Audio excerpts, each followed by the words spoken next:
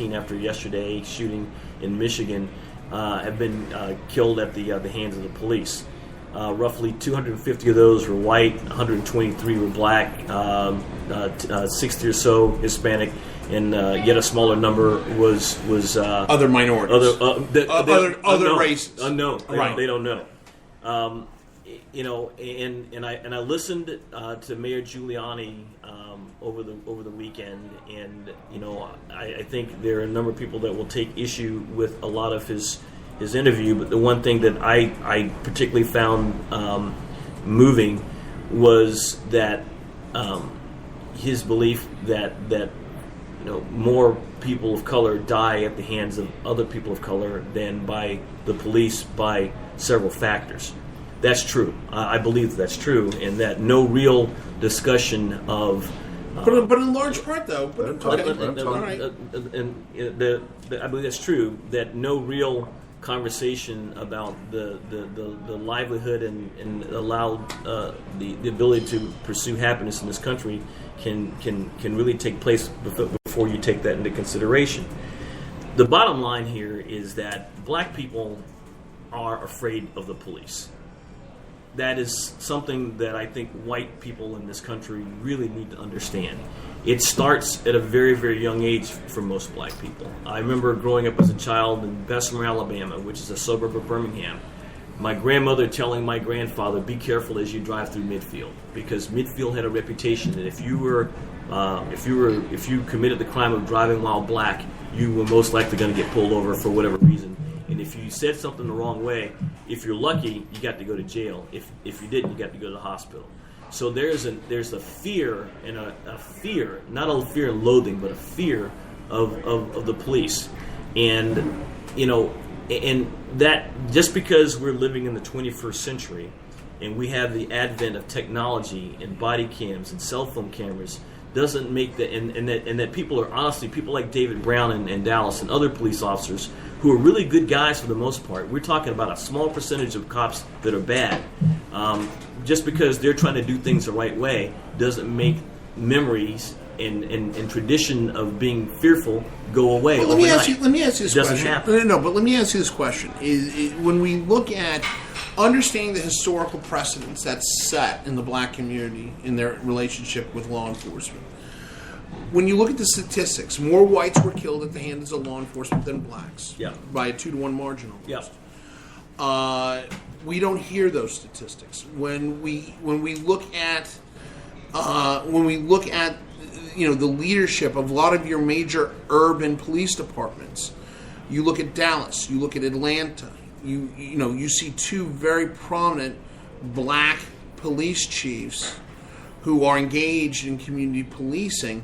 Why is that message not getting out to the general public and to the black community? I think one answer to that question is you look at the event yesterday afternoon. Okay, so we had two shootings last week, and they were big headline news items. I mean, CNN, Fox News, MSNBC, Drudge, everybody was all over this thing. Yesterday there was a shooting. A person who was in court somehow got his hands on a gun. Berrien County, Michigan. Killed two bailiffs. Have you seen anything about that in the news today? No. At all. You haven't. No. And the reason for that is that, I think there's something attractive in the form of media coverage about this particular subject. Now, I'm not saying that it's a non-issue by any stretch of the imagination. I think the fact that 512 of our fellow Americans died at the hands of police since January of this year is something that we should probably take a look at. But we don't know the facts surrounding that. No, we don't. Right. But the point that I'm making, though, is that in itself says a lot about the fact that we're living in a more hostile and dangerous society than we have before. Now, I started talking about metrics. We didn't talk about cops putting their hands on people. We didn't talk about the fact that police putting people on the ground, handcuffing, pulling the gun, putting their hand on the gun. There's a much higher incidence of those kind of activities against people of color than by a substantial margin than of the use of deadly force. Denise That's Crapp. a problem. Denise Crapp. when you talk about the numbers and what happened, the Washington Post has begun a series. They started late last year and carrying it on to this year of reporting on each killing by a police officer. And so if I recommend if folks are interested in this, go to the Washington Post and look at the articles. They're very, they're fascinating. They go into detail about the incident. They go into detail about how the case was resolved. And the Washington Post did that because nobody else kept the data. The federal government doesn't keep the data. So the first thing, if we're going to fix this problem, is we're going to be transparent about these numbers. And the numbers have to be nationwide, so we can get that. The second problem that we're having, and I have to echo what Kim was talking about, is the fear of the police. The fear of the police means that not only are you fearful about driving while black, you're also fearful about reporting crime. I represent, my area that I represent as an ANC was historically a black African American community, and we are seeing crime go through the roof.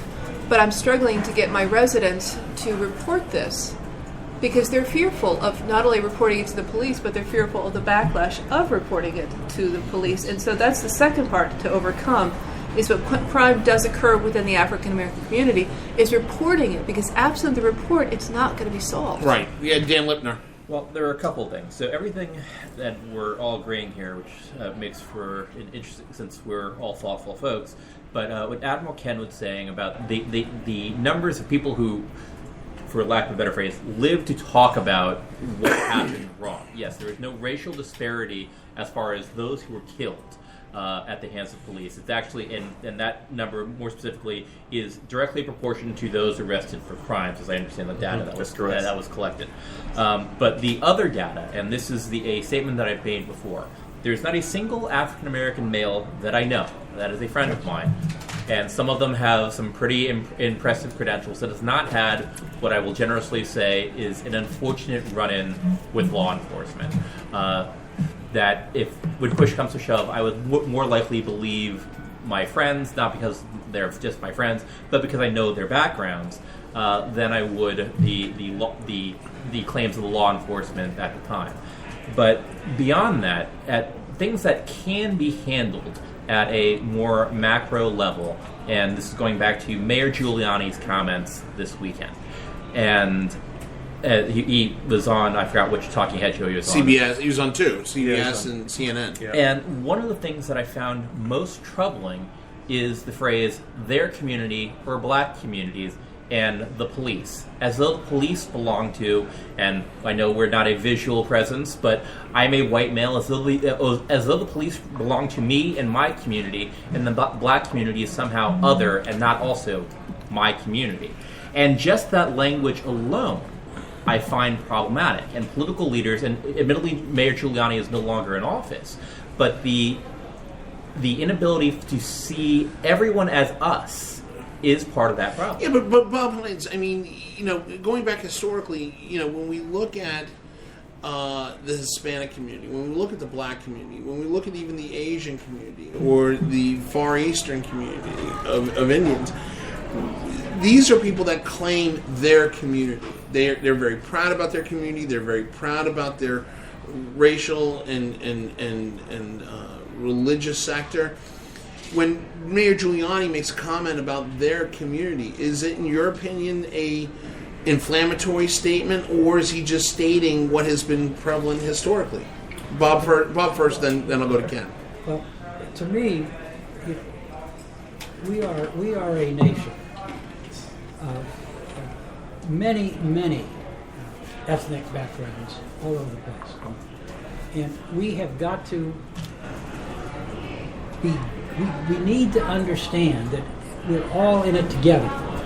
And I think the worst thing we could do would be to say, this is a problem for this and this is a problem for that group. It's a problem for all of us.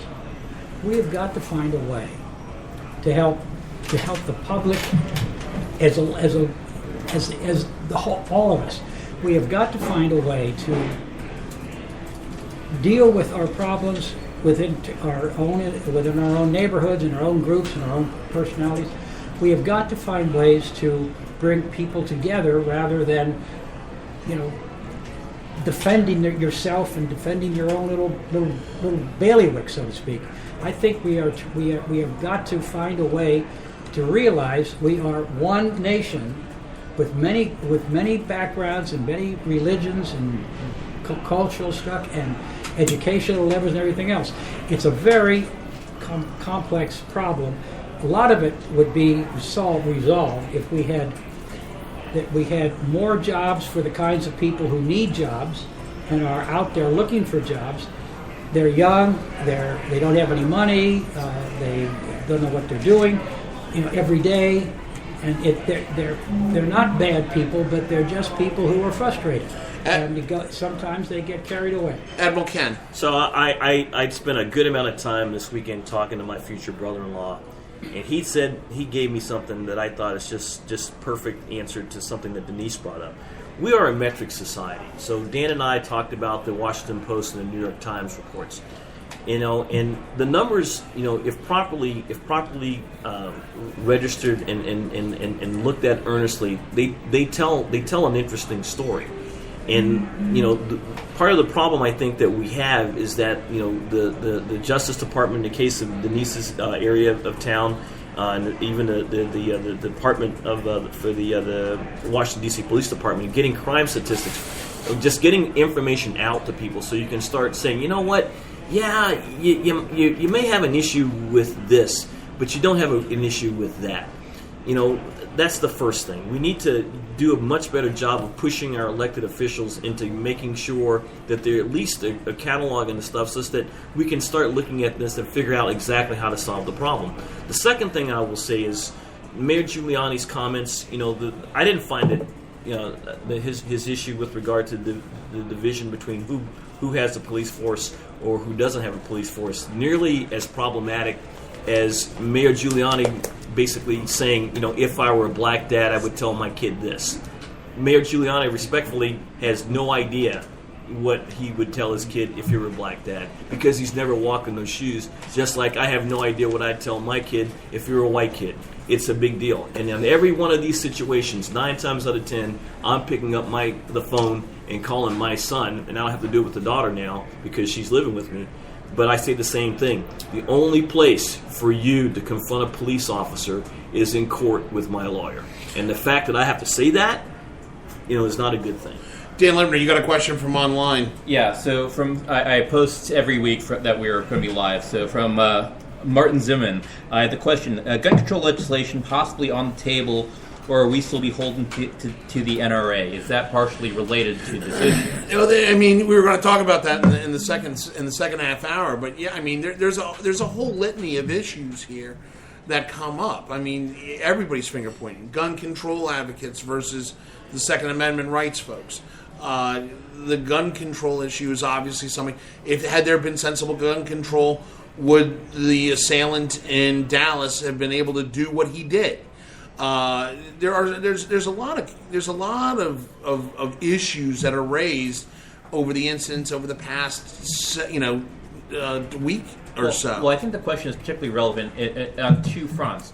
One, for Felipe Castile in Minnesota, actually was licensed to carry, concealed carry, when he was shot by the police officer, and also for the shooting in Dallas. And Chief Brown in Dallas said part of the issue was there were plenty of people open carrying, and during the aftermath, or not even the aftermath, during the shooting, with all the people running, some of which carrying guns over their shoulder, the police were unable to identify who the potential assailant was. In one case, they actually identified somebody incorrectly identified somebody as a person of interest. And and the ironic thing about it was when he was approached by law enforcement, showed he did in fact have a carry concealed permit in the state of Texas, did in fact have an AR-15 style assault rifle open carried around his shoulder.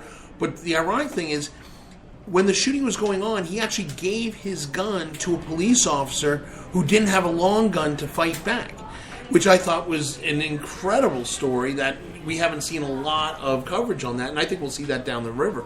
But, that's the type of stuff. I hope not. Why? I don't think we need to have people walking around with guns.